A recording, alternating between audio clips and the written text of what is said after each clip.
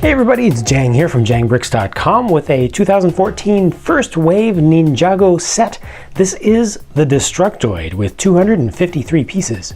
The Destructoid itself has large tank treads that can actually turn a little bit, and when they turn you can see that you've got this kind of chopping motion with these blades in the front. They're just on a couple of little cams that push them up and down, so that's a nice initial little action that you get there. You can see that this entire top section rotates, and that wasn't actually intentional right there, having this actually spin around on its own. But when it is in contact with the ground, you can see that the saw blade will spin. But when it's not in contact with the ground, you can spin it yourself because there's a little knob underneath. That's just a Technic gear, and it's free spinning, so kind of stealthy. You can also move the entire blade out because it's on this hydraulic ram piece, so you can extend its reach. You can kind of make it seem like, oh, this is as far as it can go, so you're safe up to that point. But in reality, you're not, because let's say you're right about here. Okay, it can't reach you. If you disable the tracks or something, but then it can actually extend this out, so now you're in trouble. I don't know if that was intentional, but it kind of seems like it to me. I didn't really talk about that in the description of it. On the other side, you've got a large sword with also a little bit of a guard around what would be its hand. Think of it in a mechanical hand kind of sense. It's just a single blade that's in silver color from the large action figure sets. On the front, they've used an old Ninjago set piece, one of the spinner caps. Very nice, in just a plain silver, and it's not showing up all that well here, but you've got these bricks in here in the middle. There we go. Now you can see the color, transparent red. Very nice. Gives it I don't know, there's something spooky about that. You expect to be able to see through there. That's almost like it's an eye. I kind of like how they did these pieces on the sides. A little bit of old samurai armor, kind of, just the flaps coming down, just has a little bit of tie into that. You've got these nice blade pieces used here as decoration, and you can alter the angles of those to make them look extra mean. These are very nice that you can fit two of them onto just one section of a Technic pin. So if you use a 3-long Technic pin, you can actually fit 4 of these sticking out, in addition to a whole pin section going into a brick or something to hold it up. A lot of transparent red pieces used throughout here, including one of these 4x4 plates, round plates with a big hole in the middle down here. Got a couple of little laser looking things here. These don't actually fire out. They kind of look like they're going to be flick fire missiles, but they're not. You've got the trans-red grill pieces here, cheese wedge pieces, and you got a couple little lights on the back. You can see that the upper section, kind of the turret, has plenty of space, which is good because you can fit more troops on there, or you can fit these troops that have, or minifigs that have a lot of stuff on them. So Cryptor here with his full staff fits on there with his double sword sheath on the back, and the Mendroid with his full weapon. They all fit on there very easily, and if you kind of rearrange things, or put the staff here or his weapon here on that extra clip piece, you can definitely fit more folks on there. So this can be kind of a miniature troop carrier. Really good articulation with the arms. I mean, it's plenty with the rotation.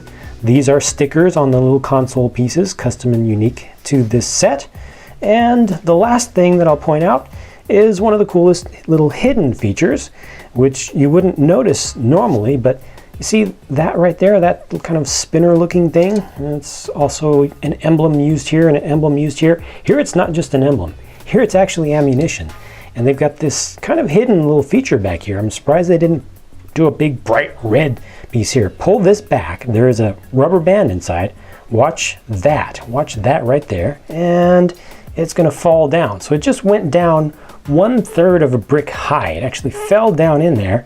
And as I let go of this thing on the back, it's going to expel it from the front. Now, you do that quickly. This is how it's supposed to actually work.